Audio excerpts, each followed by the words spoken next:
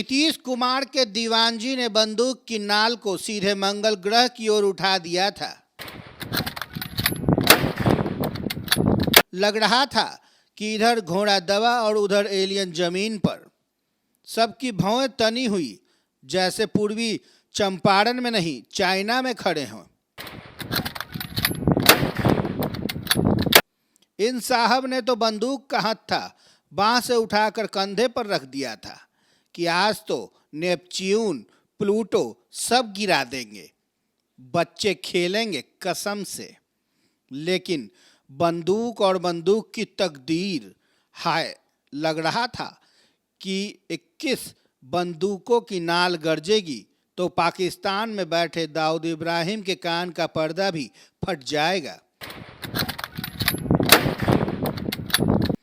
कश्मीर के उग्रवादी सिकपिटाए बैठे थे कि बिहार के रणबांकुरों ने बंदूक उठा ली है। क्या वीर कुंवर सिंह की धरती है, कहीं छाती पर ही न तान दे। लेकिन नीतीश कुमार ने तो ऐसी गोली भिजवाई थी कि दिल में यकीन पक्का हो गया कि हम बापू के देश के वासी हैं। अहिंसा वाले किसी को चोट नहीं पहुंचाते। क्या मजाल है कि बंदूक से एक भी गोली चल जाए। मन तो हुआ कि ऐसी मासूमियत पर अरेराज के नाले में ही कूदकर जान दे दें। लेकिन पूर्व मंत्री योगेंद्र पांडे की आत्मा के नसीब में तो जंग लगा लोहा ही था। पूर्व मंत्री योगेंद्र पांडे की आत्मा छटपटा उठी। नासपीटों, एक तो 21 तोपों की सलामी से 21 बंदूकों की सलामी पर संतोष किया और इसमें भी फुस कर गए। इससे तो अच्छा होता कि फुलझड़ी ले आते, चरखी ले आते, मुर्गा छाप लड़ी ले आते, कुछ तो दिवंगत आत्मा को रोशनी मिलती। हम लोग यहाँ हमारे जिला के और बिहार सरकार के पूर्व मंत्री आदरणीय जोगिंदर पांडे जी की लंबे समय से तबीयत खराब होने के कारण उनकी देहांत हो गई।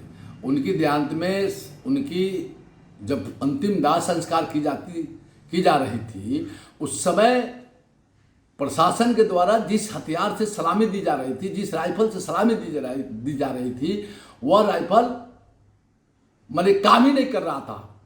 कसम से मजा ही आ जाएगा जांच में। इससे अच्छे तो गन्ने के खेत वाले थे, कम से कम ठाए ठाए तो मुंह से बोल देते।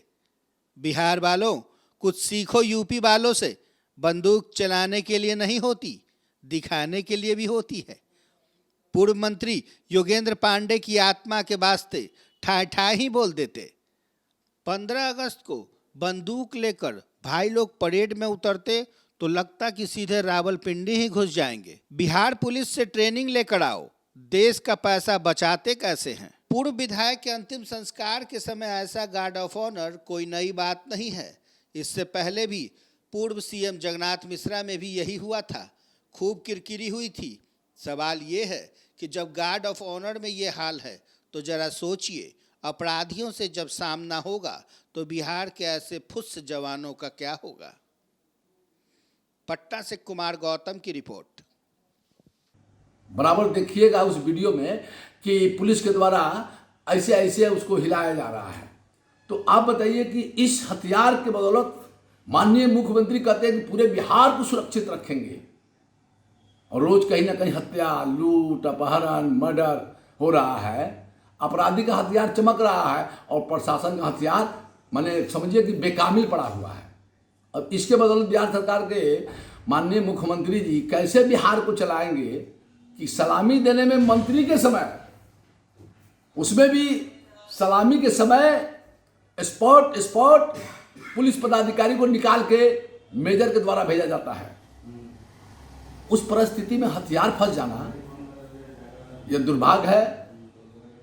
इस पर बिहार के लोग भी देखेगा, सोचेगा, और माननीय मुख्यमंत्री यह जवाब दे कि इस हथियार की बदौलत इस बिहार में इस बढ़ते अपराध को कैसे रोकेंगे।